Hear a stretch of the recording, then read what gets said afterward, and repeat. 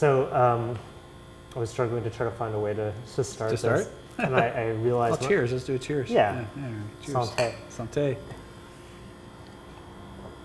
What occurred to me when I was rewatching all of your films, and I don't think I really was actively aware of this leading up to it, is how many of them are adaptations.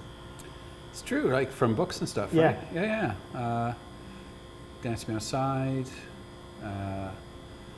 Tracey Fragments. Tracey Fragments, Pontypool. What else we're doing? Love Supreme we're doing now. It's from a book.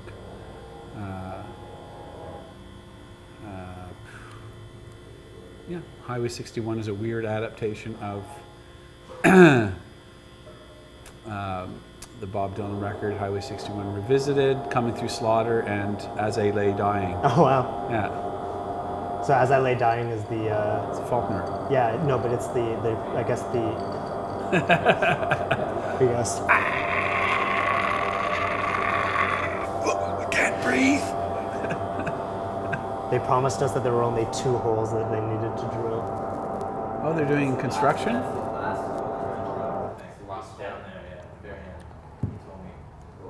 So now that the drilling stopped, would it be the casket that you took primarily from As I Lay Dying? From As I Lay Dying, yeah, it was like somebody gave me this book and I was like quite taken with the idea of like, it's a book about taking their mother's body on a cart, I guess, across the country to bury her, right? And I was like, wow, that's great.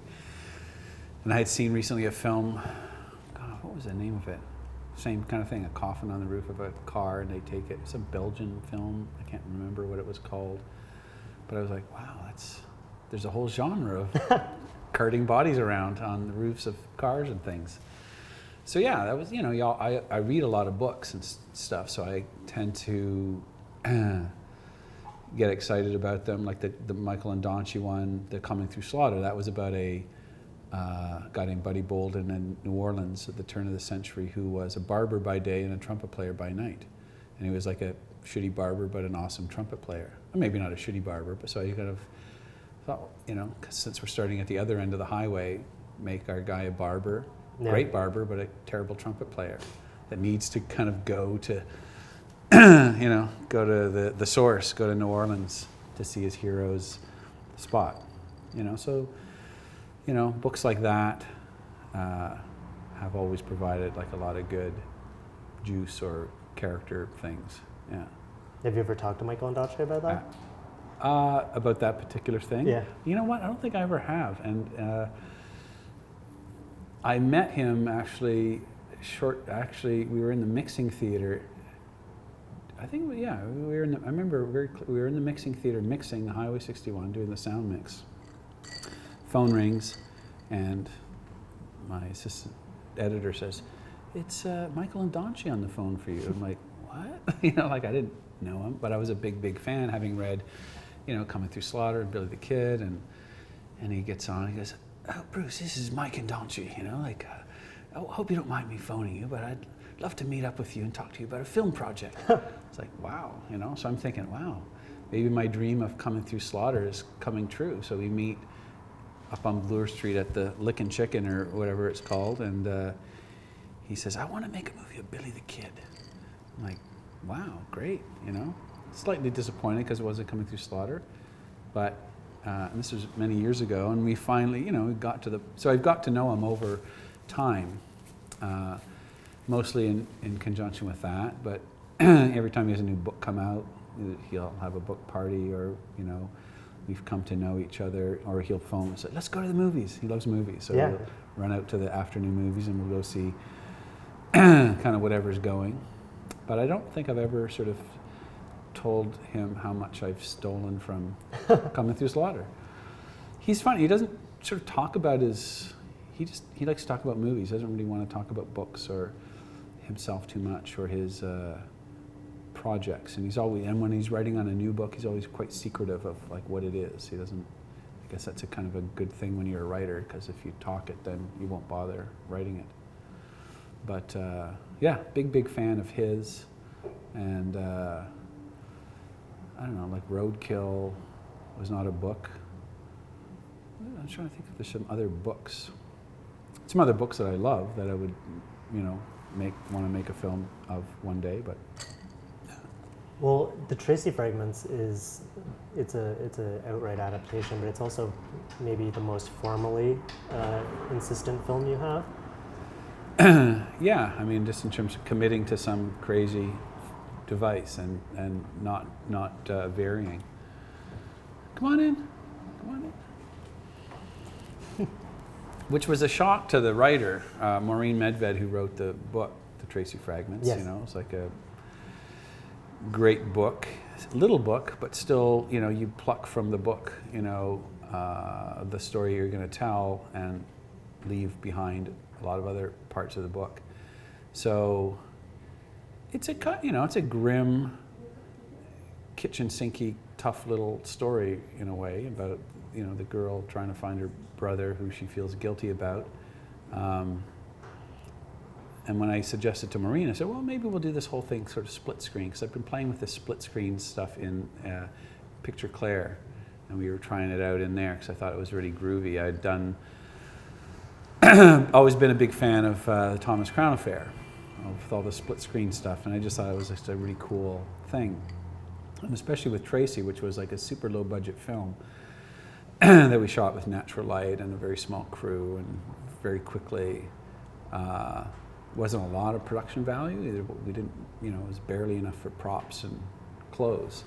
So the challenge of trying to create a micro budget sort of independent film with some style, I love this split screen thing. So I thought, well, that's a pretty cost effective way to create a radical and interesting style, because it's all done in editing. So it was a long edit. But comparatively to production and other things, it doesn't really cost much. But it provided this kind of kapow visual, not for everybody's taste, but it really made the film quite unique. And I think if we had done it pretty straight up, which we intended to do at one point, but we were so exhausted by the time we finished this 6 months of editing with 3 editors, we were like, we didn't bother doing it. Did the idea to offer all of the fragments in torrents come before or after the decision to do that kind of modular editing? In the Tracey Fragments? Yeah. Like when did we decide to? Yeah, did you decide first to have the kind of, I can't even call it split screen because there's so many splits. Right. But like that, the composition where there are these kind of nodes, did that come before the decision to offer up the streams to be re-edited? Oh, right, for online. Yeah. Well, it partly came out of the idea that we were still curious a little bit about what the film would look like just as a straight movie. And since we were all pretty much exhausted by that time, we thought, let's just put it all online. Let's put all the rushes online and have somebody else do it. And so people, when they got the keys to the editing room, so to speak, people would cut little trailers, or they would cut rock videos, and somebody cut, I think, a pretty straight version of the movie. Because, you go, you find the script, and then just like, well, cut the movie, 'cause it's all there. So yeah, I thought that was a pretty neat project. What's interesting is that you felt that they would cut it linearly, which is, to me, really amusing, because it's like with The Godfather or Memento, where once these films come out, it's assumed that people want to then see them in a way that takes away what's interesting about the form to begin with. So to me, like, what's so invigorating about Tracey Fragments is that style. Yeah. But you say you're expecting when you put it out there that someone's just going to edit it together in a linear fashion. Well, we didn't know exactly what they were going to do. Yeah. It was funny, part of the hope was that somebody would, because we knew how complicated it was to kind of create the split screen. It was very time consuming. So we thought, unless somebody has, they can create their own split screen sort of version, and there's infinite numbers of, combinations that you could make. We just assumed that somebody, rather than doing the heavy lifting, would, cut a fairly straight up version, which we were quite curious to see ourselves, like what it would be like having spent so much time on it. But you're right, you would kind of think that people would take that even further, say, okay, well, let's, one of the ideas which we never really got around to was having a lot more sort of media artifacts in it, like, what Tracy was watching on TV, or what her favorite videos would be, or, other moving images, whether it's archival stuff or kind of more stream of consciousness. And I think I might have been trying to kind of jam that through at some point, but it was just already so kind of time intensive. That was, if we had another 3 months, we probably would have added this other layer of, seeing a little bit of stuff on TV, or, whatever visual candy that we could put in. But then it's rights and all this sort of stuff. So I guess that was the other hope, that somebody would just take that and make the bootleg thing where they're cutting in clips of Apocalypse Now and, whatever else they felt like. When you decided to first try this out with Picture Claire, what was kind of the impetus behind that? Because it's interesting that when you have the split screen, parts of it may be from a different temporal line than the others. Some will be memories, and they'll have that kind of filter. But it's not also a memory because it's from the POV of the camera, as opposed to, I say camera as in like the character's camera almost, but also the camera that's recording it. Right. How did that play into the story for you? With Tracy, or with Claire, or with Tracy? With Claire. With Claire, like with Tracy, it was kind of, it kind of felt like a memory thing. Like that was sort of the surprising thing, was when we first looked at it, and he would take, the editor Jeremy or Matt would take a scene with maybe 3 or 4 takes and run them simultaneously, and they would kind of shimmer, and there was this kind of, it created this kind of feeling of like somebody, to me anyway, somebody remembering something. It had this sort of memory device of her thinking about her crappy life and her imagining perhaps something in the future. So it had this really neat temporal kind of thing. And with Picture Claire, it was really more, I guess it's sort of, the idea was to sort of, with Claire, it was about a woman that couldn't speak any English. And so it began as a way to kind of, show kind of the inside, what might be happening emotionally. It played out better in Tracy, I think, where you get this sort of more of an emotional portrait of somebody, how they're feeling, how they're thinking. She's always off balance, and she's kind of she's having a nervous breakdown, basically, this young teenage girl. And with Claire, it was more of a, riffing a bit more on the Thomas Crown thing. It was more stylish, and I don't know, her being French, we thought maybe French people are a bit more stylish than English people. So.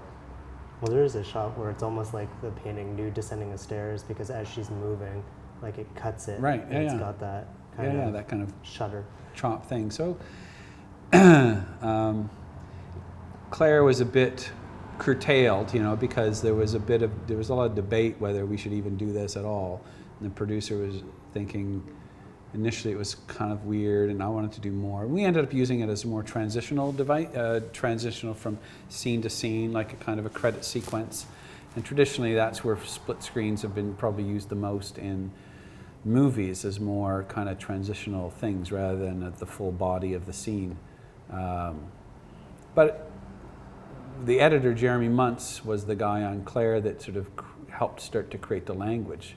Because initially I was like, not too sophisticated in terms of how the framing would work, but we started to bring in graphic novels and things, and see like a page of a graphic novel is not just squares, they're like long bars, and sometimes it splashes across, and it's,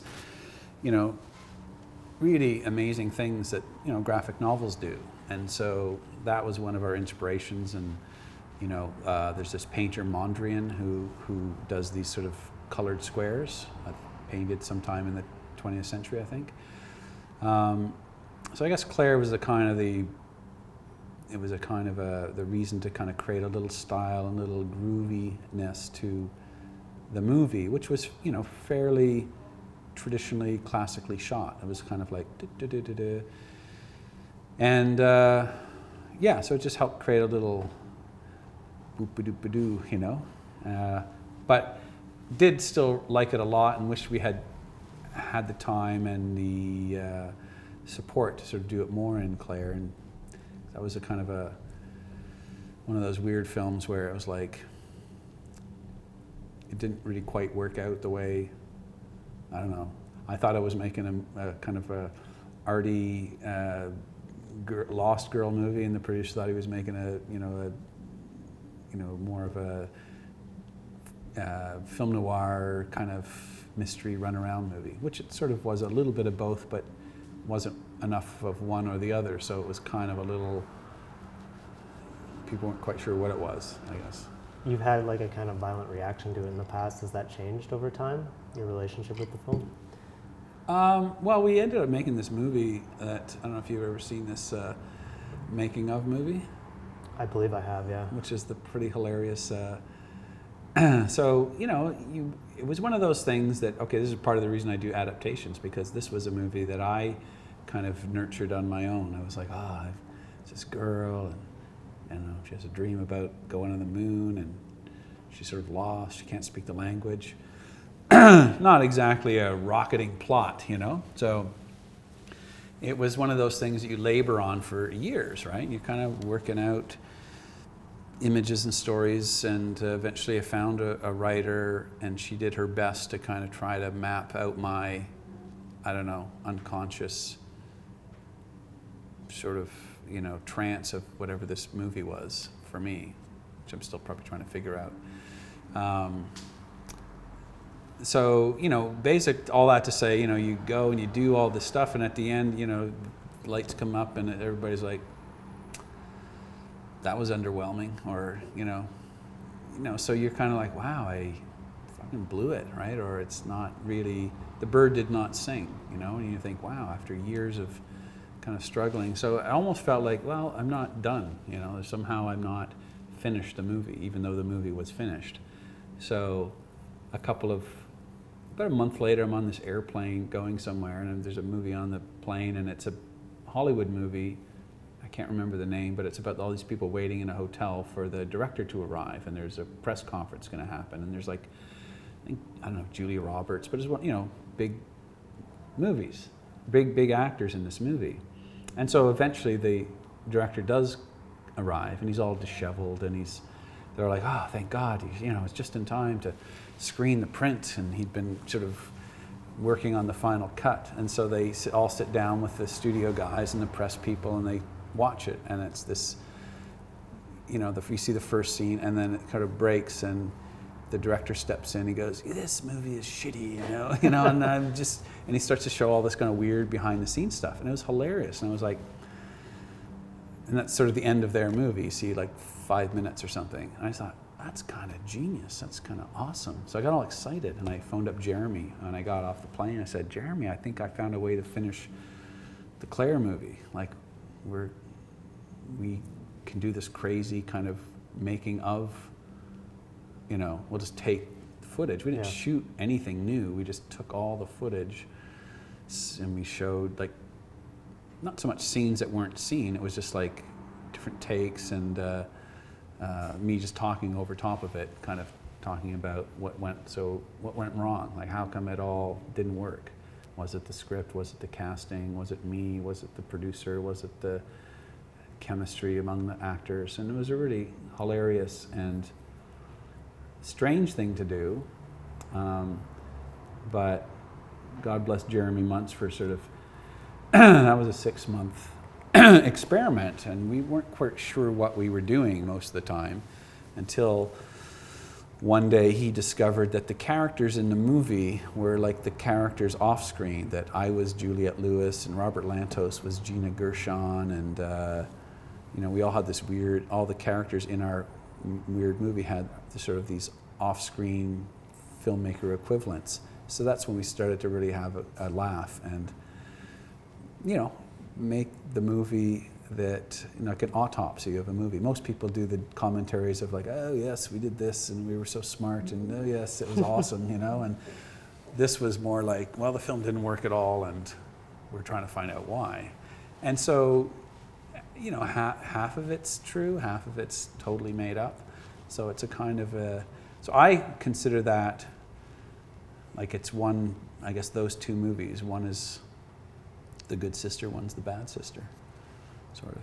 But it was really fun and crazy to do, and it was a great kind of thing to make for no money and no, economic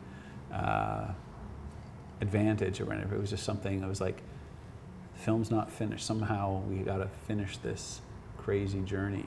Mm-hmm. And it, to me, the document, the making of is sort of a much better and funny film. And at one point I was trying to convince the producer and the distributor, say, don't release the first one, just release the second one and put the first one on like DVD as the, make that the commentary, or make that the extra, the DVD bonus, but put out this one as the thing. Yeah. But they just were totally confused, and now it's just this funny bootleg that it gets passed around a little bit. So. Yeah, when I came across it, I just assumed it was just an inventive making of. Mm-hmm. But it goes to show how DVD has kind of triggered us to see these things only as kind of segments that are off to the side, as opposed to creations unto themselves. Its own, in a way, we kind of riffed off that quite popular at the time, like, DVD commentaries and extras and bonus features and all that sort of stuff.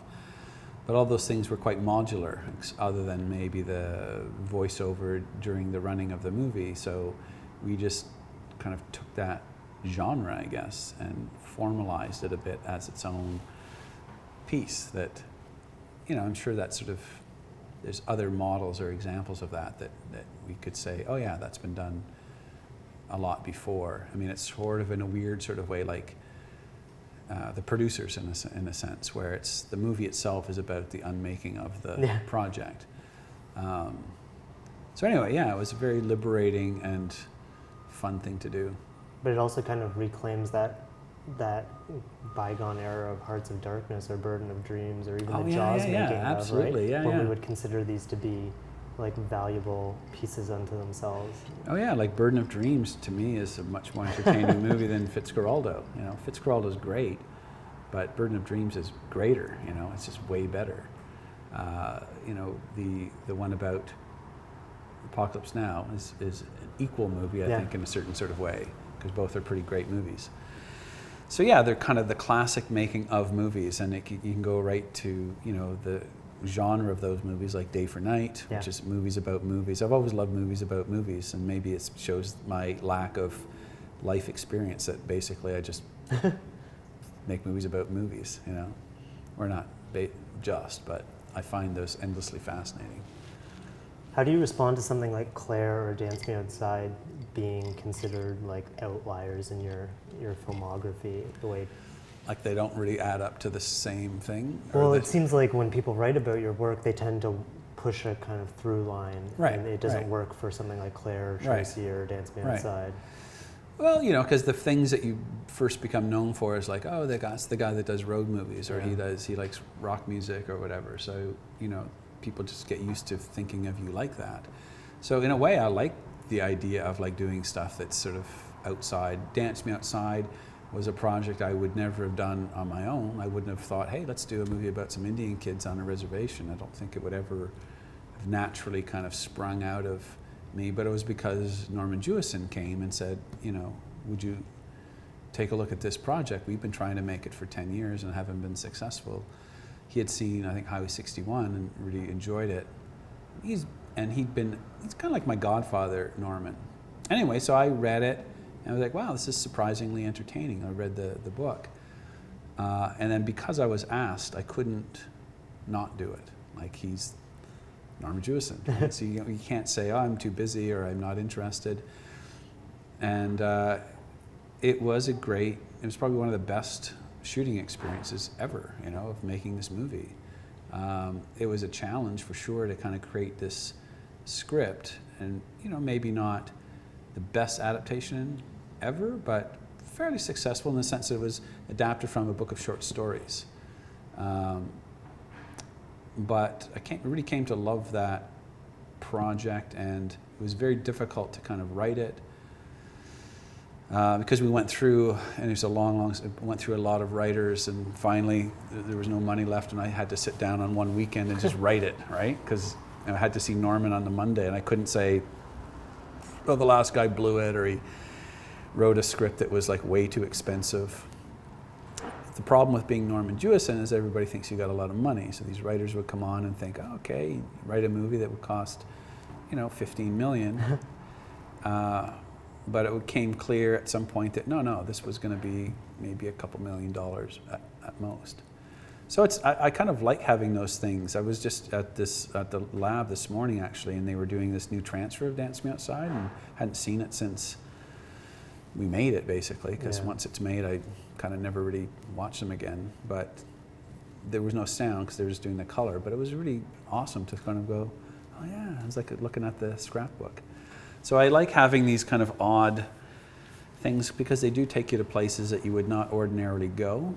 And I think it's healthy and it's good. It kind of connects you to the world, pulls you out of your, suburban, whatever that is that, defines you and challenges you in a completely different way. Claire was a little like that, but Claire's kind of very much like Tracy in a way, like, the girl wandering around trying to figure out what the hell's going on. And Tracy, it's not the road film. But yeah, I like to sort of break the pattern, it'd be fun to sort of, he's doing what? He's making a porno film, or he's making a, a porno film? 30s musical? Well, I've always thought it would be fun to make a kind of classic 70s, like when porno films were shown in theaters, like the 42nd Street Grindhouse things. There's something kind of hilarious about watching porno with a crowd of people. I don't know if you've ever experienced that. No. But I was asked once at the Bloor Cinema, which is a great sort of rep house in Toronto. We contacted them, and they were looking for people to kind of do a guest program. So one of the programs, my friend Malcolm Ingram and I, we programmed. He picked Streets of Fire, and I picked Days of Heaven. So we each came, we introduced the film, and that seemed to go off really well. And they said, "Oh, you want to do another one?" That seemed to go really well. And I thought, they said, well, this date is kind of difficult because it's during the Toronto Film Festival, and usually we don't get a lot of people coming to the theater because of the festival. So we decided to pick, I think I just maybe finished reading The Pornographer's Poem by Michael Turner, who wrote Hardcore Logo, the author. So we chose Deep Throat. Okay. And we thought, let's play it at the Bloor, right? And the guy at the Bloor was like, really? You want to? This hasn't really ever been shown here. I don't think it's ever been shown in Toronto, because there was all this controversy about it when it came out. So anyway, they publicized it, Deep Throat playing at the Bloor. It was like a Sunday afternoon or something, I don't know. The place was packed, right? And I'd never even seen it. I just picked it. I thought, well, it's one of the classic porno films, and it was really funny and pornographic. And my accountant Connie was sitting beside me during the screening, and at one point she had her hand on my thigh. That's all, Yeah, that's an endorsement. She got her all frisky. She got all frisky. Anyway, it was pretty funny. So I don't know. I mean, there's lots of different sort of adventures to have that's the great thing about making a movie, is that it's a sort of a plan your own adventure. It's not quite like booking a trip to Cuba, but it's, more and more you start to think, as you know how to do it, or you kind of know how it goes, you start to think, we could come up with a story that's set in Buenos Aires or something and find a way to get there. And then we're sort of on this paid, not paid vacation exactly, but it's like a paid adventure. And you have like a pretty awesome time. You kind of, to be any place where people are kind of living there and helping you do your thing, it's kind of fun.